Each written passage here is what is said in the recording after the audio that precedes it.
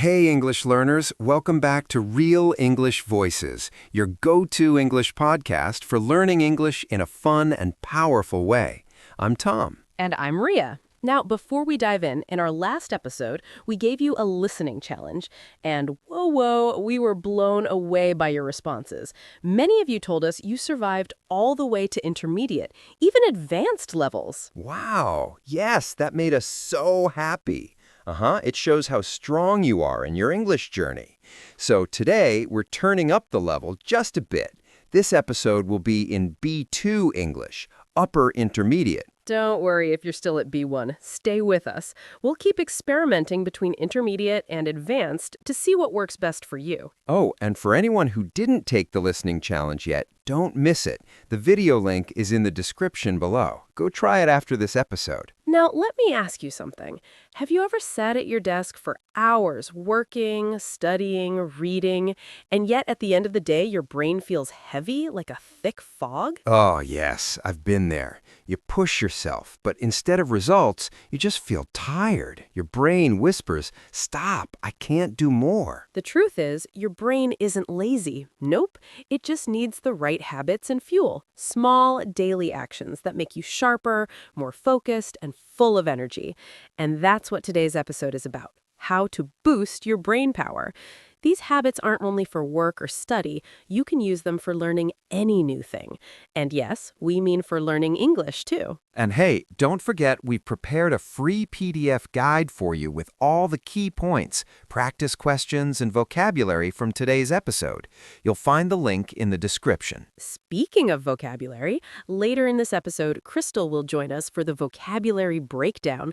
She'll take some useful words and explain them in simple English so you can really understand them and use them in your own English. That's one of my favorite parts. It makes the new words so easy to remember.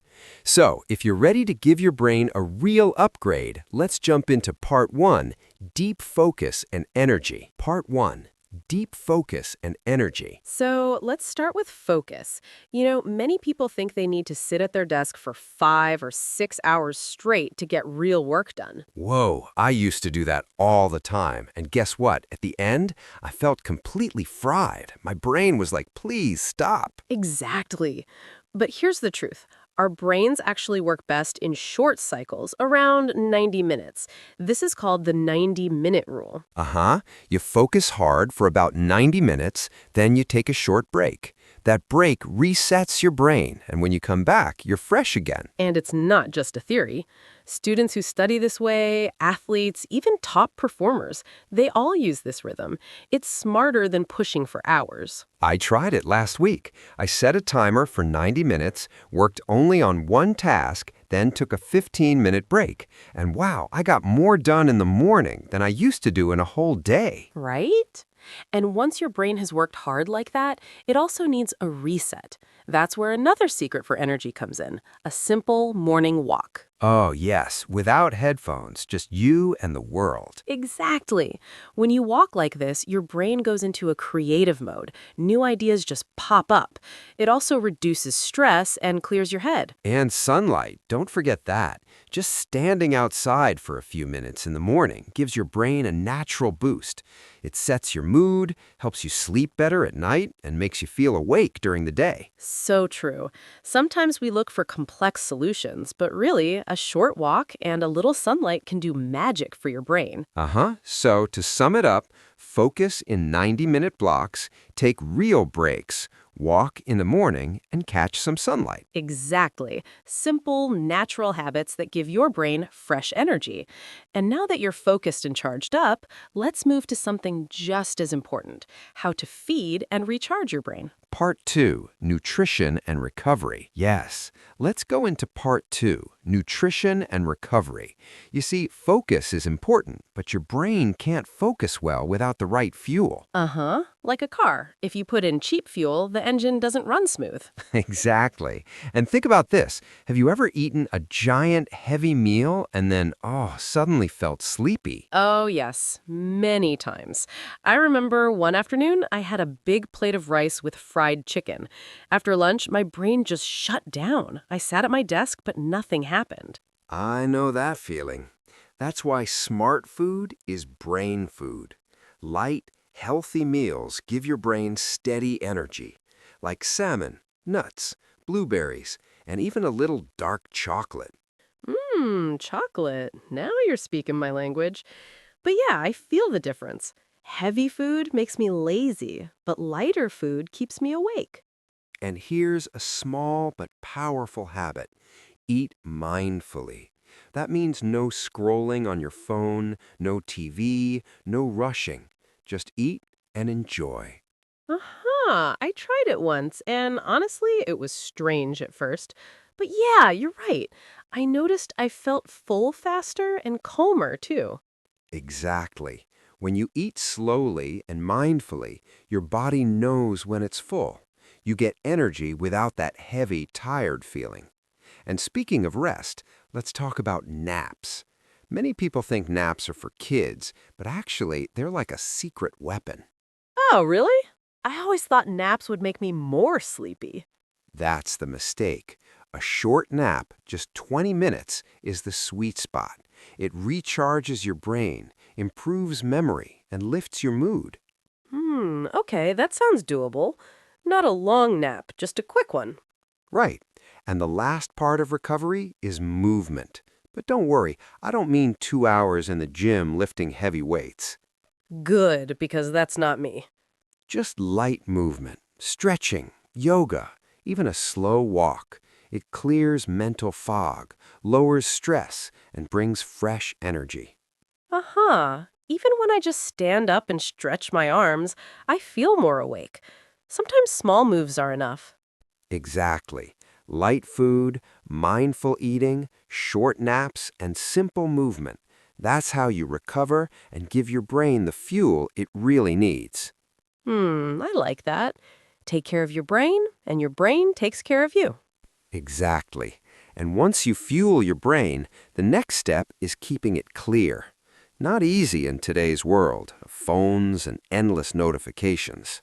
Right. So let's move into part 3, digital and mental clarity. This is a big one. Our brains are powerful, but they're also sensitive. And in today's world, phones, apps, and endless notifications keep stealing our focus. Uh-huh, I know that feeling. The phone buzzes, I check it for 1 second, and whoa, suddenly 20 minutes are gone. Exactly. That's why a digital fast is so important. It means creating small pockets of time with no phone, no social media, no notifications, just silence. Wow, like a break for the brain? Yes, because every ping or buzz gives you a tiny hit of dopamine. Feels good in the moment, but too much makes your brain restless, always looking for the next hit. Uh-huh. I've noticed that on days when I stay off my phone for an hour, I can think deeper. My mind feels calm. That's the point. Digital fasting rewires your brain for focus, not distraction. Wow. Now let's talk about silent mornings. Imagine starting your day with no talking, no texts, no calls, just quiet. That sounds strange, but also kind of peaceful. It is. In silence, your brain warms up slowly, without stress. You give your prefrontal cortex, the thinking part of your brain, space to start the day. That makes sense, because when I start my morning with messages, my head feels busy all day. Exactly. Silence gives clarity.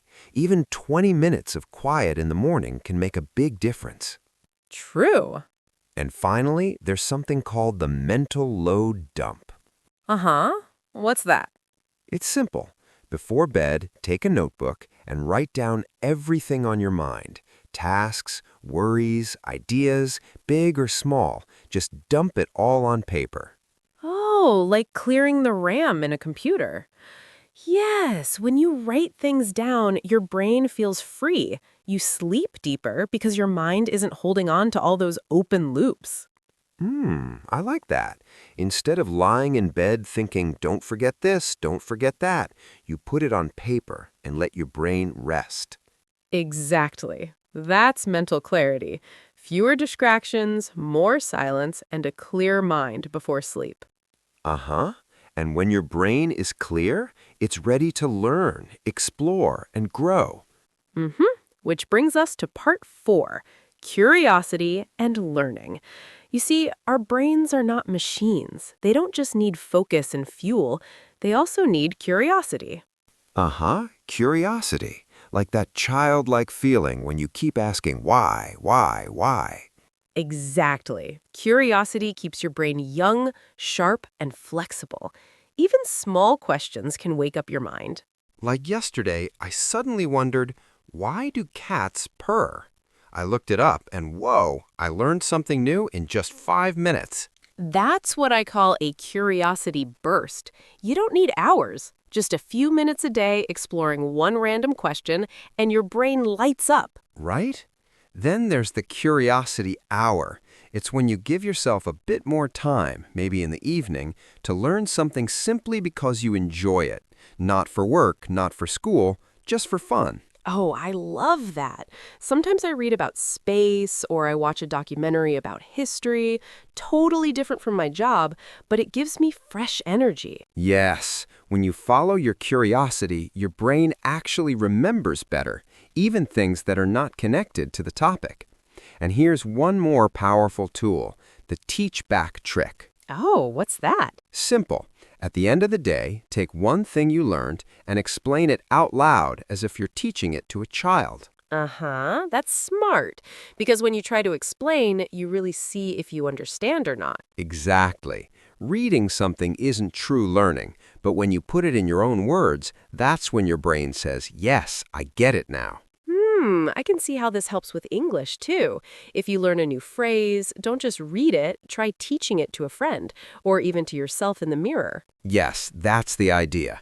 Curiosity keeps learning alive, and teaching makes it stick. Wow, so simple, but so powerful. And now, let's dive into part 5, emotional balance. Yes. You see, brain power is not just about focus and discipline. It's also about emotions, how we feel inside. If your emotions are messy, your mind can't think clearly. That's true. On days when I feel stressed, even small tasks feel huge. Exactly. That's why emotional balance is so important. One simple way is social interaction. Just one real conversation every day. Not texting, not emojis, real face-to-face talk. I love that. Even a short coffee with a friend makes me feel human again. Yes, real connection releases oxytocin, a brain chemical that reduces stress and makes you feel safe. Another habit is gratitude journaling. Every night, write down 3 things you are thankful for. Oh, that sounds so simple. It is, but it's powerful. Gratitude changes your brain's focus from problems to positives. Over time, you start noticing more good things in your life. Aha, I once tried that for a week. At first, I wrote small things like good coffee or a sunny walk, but slowly I felt lighter, happier. Exactly. Gratitude shifts your mood. And here's another habit, the daily win reflection. Before bed, ask yourself, what small thing did I do today that moved me forward? I like that. Not, did I finish everything, but just, did I make a little progress? Yes, progress, not perfection. That's what keeps your motivation alive. I like that. And finally, the one problem journal. Write down just one problem before bed. Don't solve it, just put it on paper. Whoa, and then what? Then you sleep, and while you rest, your brain keeps working in the background. Often the solution pops up the next day. Aha, that's genius. Like giving homework to your brain while you sleep. Exactly. And when you combine these real conversations, gratitude, small wins, and problem journaling, your emotions become steady, your stress goes down, and your brain feels free. So true. Emotional balance is like the glue that holds everything together. Yes, and with that, we've covered all 5 parts of boosting your brain power. Wow, what a journey! From focus and energy to food, clarity, curiosity, and finally, emotional balance. But wait, we promised you something extra. Crystal is here with the vocabulary breakdown. Thanks, Tom. Hi, everyone. It's time for our vocabulary breakdown. I'll explain some useful words from today's episode and give you an easy example for each. Ready? Let's begin. Rhythm, meaning a beat or pattern that repeats. Example, she studies with a rhythm. 30 minutes of work, then a short break. Complex, meaning not simple, a little difficult. Example, the math problem was too complex for me. Mindful, meaning paying full attention, not distracted. Example, she ate her food mindfully, enjoying every bite. Doable, meaning something you can do. Possible. Example, running 5 kilometers is tough, but doable with training. Mental fog, meaning when your mind feels cloudy and unclear. Example, after staying up all night, I had mental fog in the morning. Sensitive, meaning easily affected or hurt. Example, my eyes are sensitive to bright light. Dopamine, meaning a happy chemical in your brain. Example, eating chocolate gives a small dopamine boost. Rewires, meaning changes the way something is connected. Example, learning a new skill rewires your brain pathways. Strange, meaning not normal, unusual, or a little weird. Example, I heard a strange noise outside my window. Clarity, meaning clear thinking or understanding. Example, after a walk, she had clarity about her decision. Curiosity, meaning wanting to know more, asking questions. Example, children ask many questions because of their curiosity. Gratitude, meaning being thankful for good things. Example, he showed gratitude by saying thank you to his teacher. Great job! Now you know some powerful new words. Practice them this week, and the more you use them, the stronger they'll stay in your memory. Thanks, Crystal. That was super helpful. I always enjoy the vocabulary breakdown. It makes everything so much clearer. And that's a wrap for today's episode. Remember to download your free PDF guide with all the key points and practice exercises. The link is in the description. If you enjoyed this episode, don't forget to like, share, and subscribe. And tell us in the comments, which brain habit will you try first? We'll be back soon with another episode to help you learn English in a simple and powerful way. See you next time on Welcome to Real English Voices. Your progress doesn't end here. To continue advancing your English skills, click on the next video or explore the additional videos we've thoughtfully selected for you.